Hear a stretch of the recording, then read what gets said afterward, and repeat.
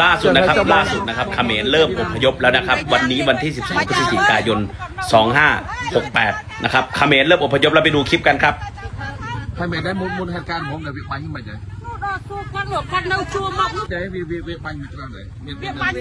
យើងមានដឹងណាយើងនៅផ្ទះមានដឹងអីណាបាញ់ព្រោះមករត់វាបាញ់ច្រើនមកហ៎ចាបាញ់ច្រើនហែមកបងឯហ្នឹងវាបាញ់ផ្ទះមកបណ្ដោយហែមកបងទៅតែថាត្រូវវិជាបរដ្ឋហ្នឹងវិជាបរដ្ឋគាត់ទៅធ្វើអីទេជាបរដ្ឋនៅជាមនៅធម្មតាណាពូនៅជាមនឹងផ្ទះហ្នឹងឯងនៅផ្ទះហ្នឹងវាមកលូនមកបាញ់យើងបណ្ដោយហ្នឹងឯងចឹងយើងលូនមកបាញ់ខ្លួនចាវាអត់ឲ្យមានអីយើងមានធម្មតាផងយើងមានដឹងឯណាបើវាលូនមកបាញ់យើងចាហើយមានត្រូវកូនក្មេងអត់មានតែត្រូវតែមនុស្សចាស់ត្រូវមានត្រូវមនុស្សចាស់ហ្នឹងឯងណាយាមត្រូវអ្នកយាមចាមួយបញ្ជូនមកដល់ពេទ្យតែចោលមួយតែមិនដឹងណាទេអត់ទៅណាមកណាតែក្រុមដំណើរទៅណាវិញបាទអរគុណរត់ទេធ្វើផ្លូវហើយ